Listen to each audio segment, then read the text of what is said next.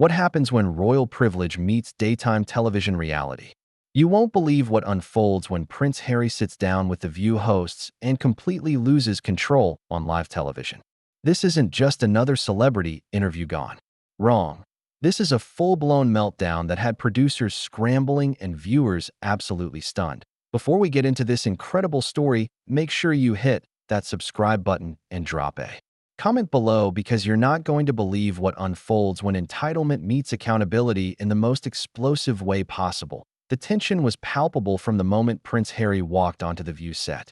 What started as what should have been a routine promotional appearance for his latest memoir quickly transformed into one of the most uncomfortable moments in daytime television history. The hosts, led by Whoopi Goldberg, had prepared what they thought would be softball questions about his charitable work and family life. They had no idea they were about to witness a complete character assassination, performed by Harry himself. As Harry settled into his chair, there was an unusual energy in the studio. The audience seemed more restless than usual, and even the production crew appeared on edge. Whoopi opened with her typical warm welcome, but something in Harry's demeanor immediately set off alarm bells. His responses were clipped, defensive, and carried an undertone of superiority that made everyone uncomfortable.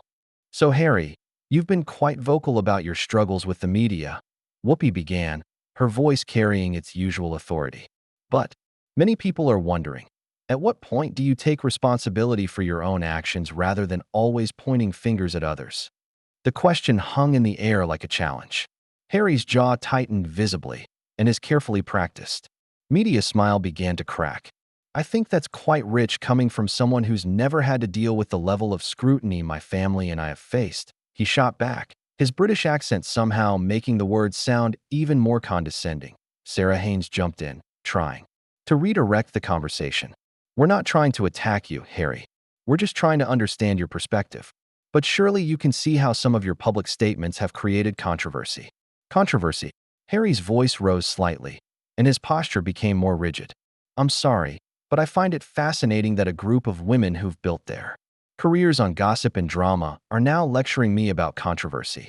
The hypocrisy is absolutely staggering." The studio fell silent except for a few audible gasps from the audience. Even the camera operators seemed to freeze, unsure whether to keep rolling or cut away. Whoopi's expression hardened, and the other hosts exchanged worried glances. Joy Behar, never one to back down from a fight, leaned forward with a sardonic smile. "Gossip and drama?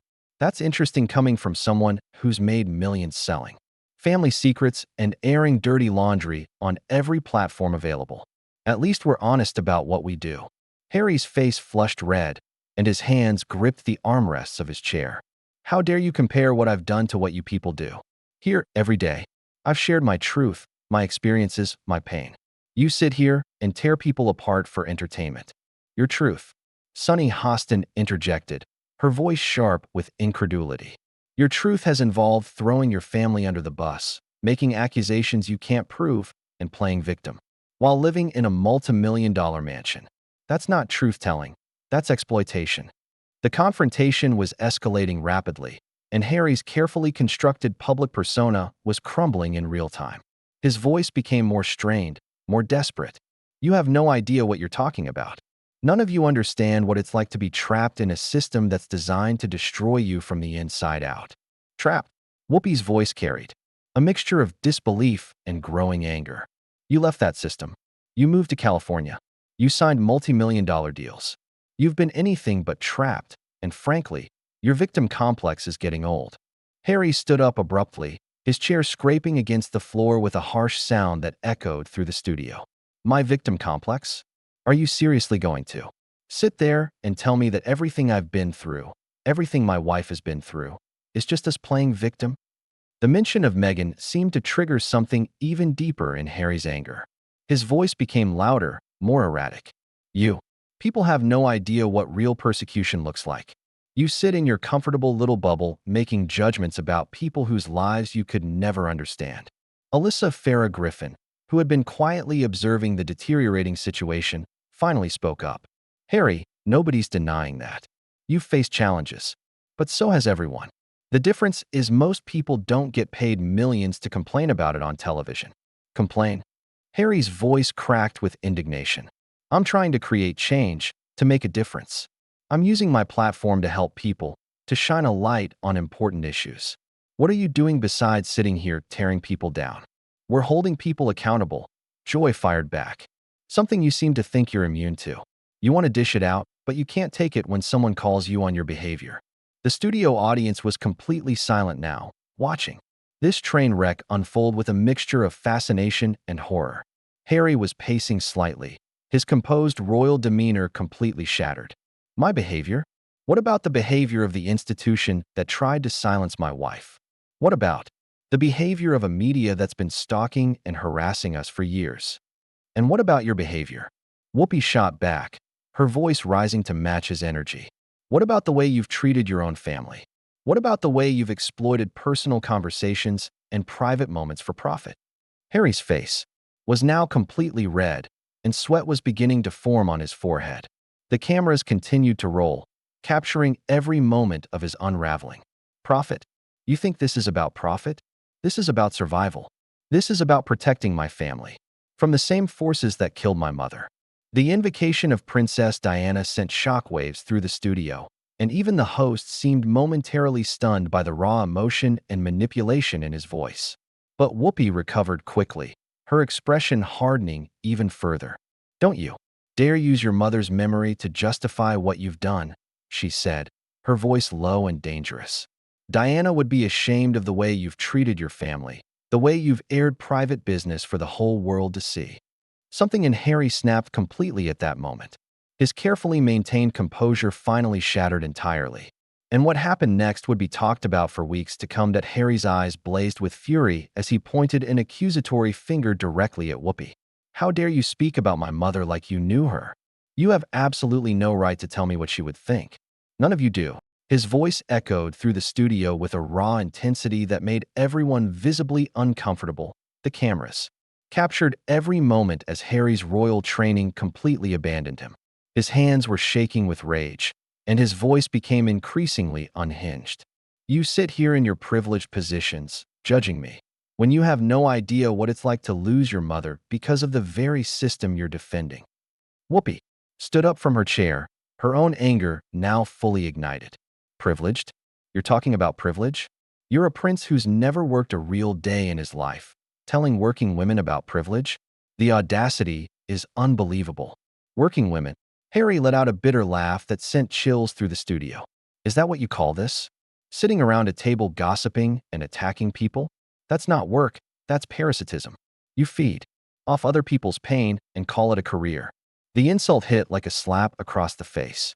Sarah Haynes gasped audibly, while Joy Behar's face turned red with indignation. But it was Sunny Hostin who struck back first, her voice cutting through the tension like a blade.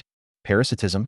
That's rich coming from someone whose entire existence has been funded by taxpayers. At least we earned our positions.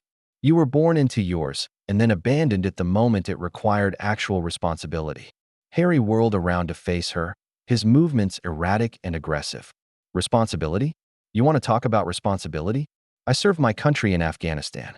I've dedicated my life to helping veterans, to charitable causes. What have any of you done besides tear people down on television? We hold people accountable.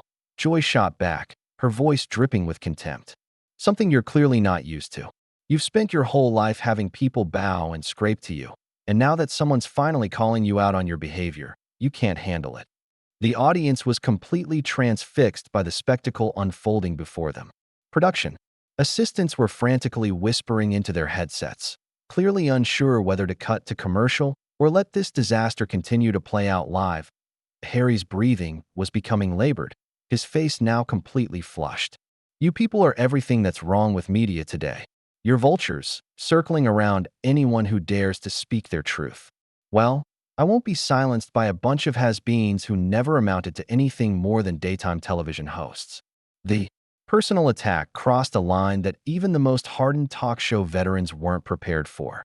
Alyssa Farah Griffin, who had been trying to stay out of the escalating conflict, finally couldn't contain herself. Has-beens? We're has-beens? You're a middle-aged man whose only accomplishment is being born into the right family, and even that you managed to mess up.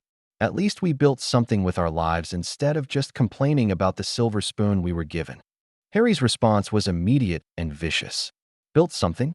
You call this building something? You're all jokes, tabloid fodder masquerading as journalists. The only reason anyone watches this show is to see what ridiculous nonsense you'll say next. Whoopi had heard enough. Her voice became deadly calm, which somehow made it even more threatening. You know what, Harry? You came on our show. Nobody forced you to be here. If you think so little of us, if you think so little of what we do, then why don't you leave? Maybe I will. Harry snarled back, his accent becoming thicker with emotion. I don't need to sit here and be attacked by a group of bitter women who are jealous of everything I represent. Jealous? Sarah Haynes finally exploded, her usually measured demeanor completely gone. Jealous of what? Your inability to maintain relationships with your own family? Your talent for burning bridges? Your gift for making everything about yourself? The studio fell into a stunned silence as Harry processed the brutal assessment. His face cycled through emotions, rage, hurt, disbelief, and something that looked almost like recognition. But instead of backing down, he doubled down on his anger. This is exactly what I expected from American television, he said, his voice now dripping with disdain. No class, no respect, no understanding of what real struggle looks like. You people are everything that's wrong with your culture. Joy Behar stood up, her chair scraping against the floor. Our culture? You mean the culture that gave you and your wife a platform when your own country got tired of your drama? The culture that's made you millions while you trash talk everyone. Who helped you? Helped me. Harry's laugh was almost maniacal now. You call this help? This ambush? This character assassination? I came here in good faith to discuss important issues, and you've turned it into a witch hunt. Important issues? Sonny's voice was incredulous. The only issue you've discussed is how everyone else is wrong and you're the victim. That's not raising awareness, that's narcissism. Harry began pacing more frantically, his movements becoming increasingly erratic. The cameras followed his every step, capturing what was clearly becoming a complete mental breakdown on live television. You have no idea what you're talking about. None of you understand the complexities of my situation, the pressures I've faced, the impossible choices I've had to make. Impossible choices? Whoopi's voice was now openly mocking. Like the impossible choice between staying in a life of privilege and duty, or leaving to make even more money by trashing your family. Yeah, that sounds really difficult. The sarcasm in her voice seemed to push Harry over an edge that nobody knew existed. His hands were clenched into fists now, and his entire body was trembling with barely contained rage. You're all beneath me, he spat, his voice filled with a venom that shocked even the seasoned hosts. Every single one of you. You're nothing but gossip merchants and tabloid trash, and I won't sit here another second listening to your pathetic attempts to tear me down. The royal mask had completely fallen away, revealing something ugly and entitled underneath. The man standing before them bore no resemblance to the charming prince who had walked onto the set just 30 minutes earlier. But the hosts weren't finished with him yet, and what came next would push Harry to the absolute breaking point. Joy Behar crossed her arms and fixed Harry with a steely gaze that had intimidated countless guests over the years. You know what I find fascinating, Harry? You talk about being beneath you, but here you are, on our show, promoting your book, making your money off the very people you claim to despise. If we're so beneath you, what does that make you? The question hit Harry like a physical blow. His pacing stopped abruptly, and for a moment, he seemed to realize the trap he'd walked into. But instead of backing down, his entitlement kicked into overdrive. I'm here because my publisher insisted. Trust me, if it were up to me, I'd never waste my time with people like you. People like us. Sonny Hostin's voice carried a dangerous edge. You mean successful women who've worked for everything they have? Women who don't need to ride on family names or sell out relatives to make a living? Yeah, I can see how that would be threatening to someone like you. Harry's face contorted with rage. Threatening? You think I'm threatened by a bunch of daytime television hosts? You're delusional. I'm a prince. I've met world leaders, influenced global policy, served my country in combat. What have any of you done that matters? The studio audience began to murmur, their sympathy clearly shifting away from Harry with each word he spoke. Whoopi raised her hand for silence, and when she spoke, Her voice carried the authority of someone who had seen it all. You want to know what we've done? We've worked. We've earned our places. We've faced discrimination, fought for opportunities, and built careers without having anything handed to us. You were born into wealth and privilege, and the moment it required actual sacrifice, you ran away and started selling stories about your family. That's not courage, Harry. That's cowardice. The word cowardice seemed to trigger something primal. In Harry, his whole body tensed, and his voice became a roar. Cowardice? How dare you call me a coward? I've been to war. I've faced enemies you couldn't even imagine. And then you came home and made your own family the enemy. Sarah Haynes interjected, her voice calm but cutting. You've spent years attacking the very people who raised you, who loved you, who stood by you through everything. If that's not cowardice, I don't know what is. Harry spun to face her, his eyes wild with fury. They didn't stand by me. They threw me to the wolves. They let the press tear my wife apart while they protected their precious golden boy William. So you decided to tear them apart instead, Alyssa Farrah Griffin said quietly. Eye for an eye, right? Except you're not just hurting them. You're hurting yourself, your children, your legacy. You're destroying everything your mother built. The mention of his mother again seemed to unhinge Harry completely. Don't you dare bring my mother into this again. She would understand what I've been through. She would support my decisions. Would she? Whoopi's voice was like ice. Would she really support you trashing your brother? Embarrassing your father? Turning your back on the institution she died serving? Because from where I'm sitting, it looks like you're doing exactly what the people who killed her would have wanted, destroying the royal family from the inside. The accusation hung in the air like a bomb. Harry's face went white, then red, then white again. His hands were shaking uncontrollably now, and his voice became a strangled whisper. You have no right. No right at all. We have every right, Joy said firmly. You came on our show, you made these topics fair game. You can't pick and choose when you want to be held accountable. You've made a career out of airing your family's dirty laundry, and now you're upset when someone calls you out on it. Harry's breathing was becoming increasingly labored. The cameras captured every moment of his meltdown, the former prince looking more unhinged by the second. This is harassment. This is exactly the kind of treatment that drove my wife to contemplate suicide. You're all bullies, just like the rest of the media. Bullies. Sonny's voice was incredulous.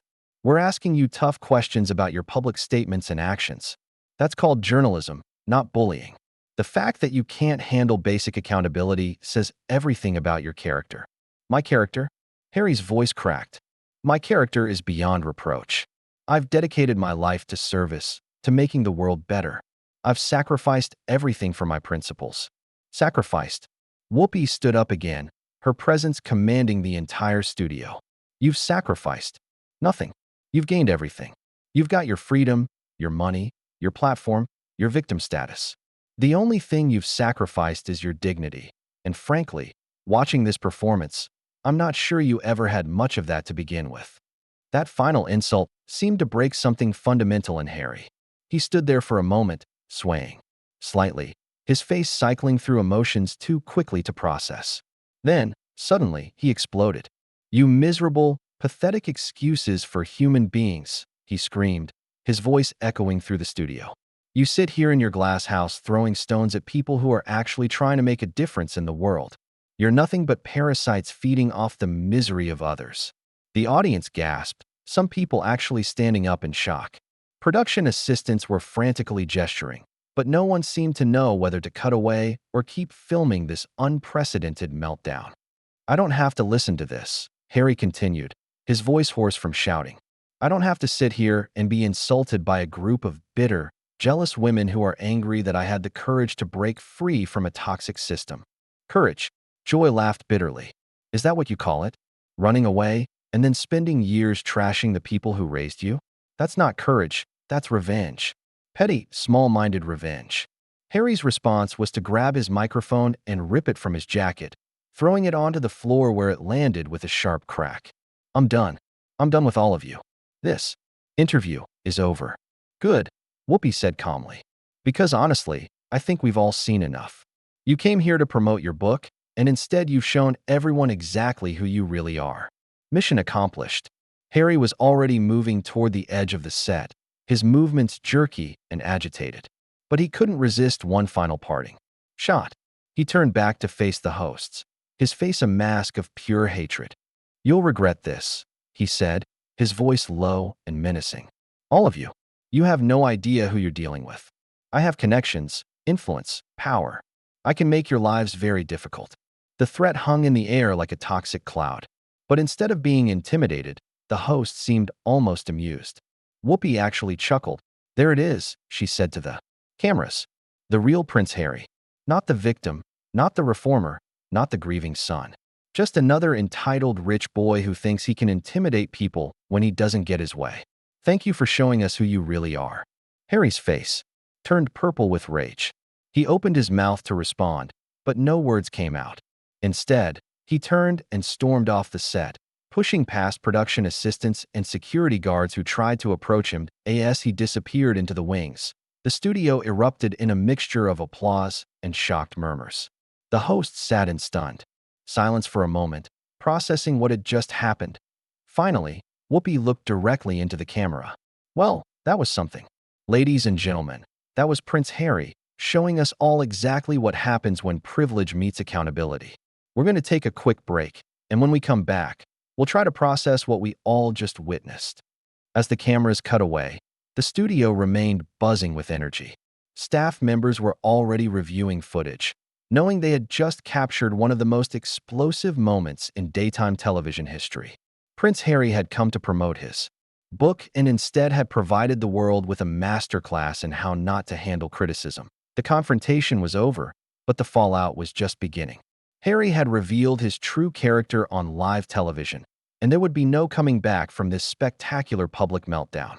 The View hosts had done what the royal family, the British press, and even his own conscience had failed to do.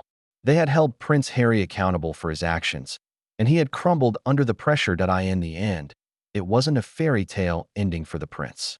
It was a cautionary tale about what happens when entitlement meets reality, and reality wins.